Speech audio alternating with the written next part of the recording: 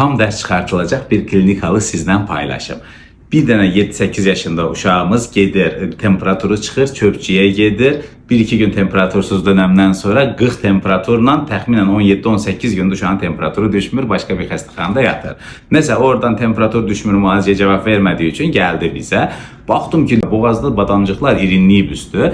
Təbii ki, müalicəsini başladıq. Ola biləcək səbəblərdən ağla nə gəlir? Qan xərçəngi gəlir, Epstein-Barr virusu, streptokok tonzillit, amma bu qədər uzanması biraz bir qarışıqdır da, bu işin içində bir problem var deyə düşündürdü. Və çöpçü hekayəsi olunca da orada 1000 dənə mikrob yoluxa bilər. Nəyə görə? Çünki çöpçüyə gedəndə mənim ağzıma üfürür, sonra sizin ağzınızı üfürür. Yəni mənim nəfəsimdə olan mikrob keçdi ona, özü aracılığı sizin nəfəsinizə də keçə bilir. İndi nə çıxdı?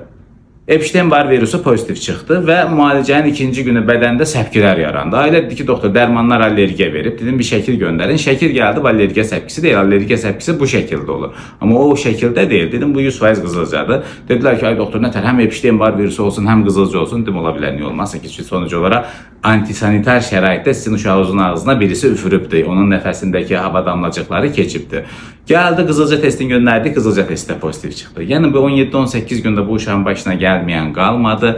Nəticə olaraq siz olun. Əhməd doktor, Məmməd doktor, Vəli doktor fərq eləməz. İşi gigiyenik şərtdə görən insanlara uşağınızı aparın. Yəni, bu uşaqlara yazıqdır, günahdır. Çünki gedir 50 adamın ağzını üfürür. Orada hər cürə mikrob keçə bilər. Yəni, buradakı məqsəd təbii ki, bu videonu çəkərək özümə çoxlu düşmən qazanıram. Bunun fərqindəyəm. Amma biriləri də pis adam olması lazımdır bu xalqın övladları üçün, uşaqları üçün.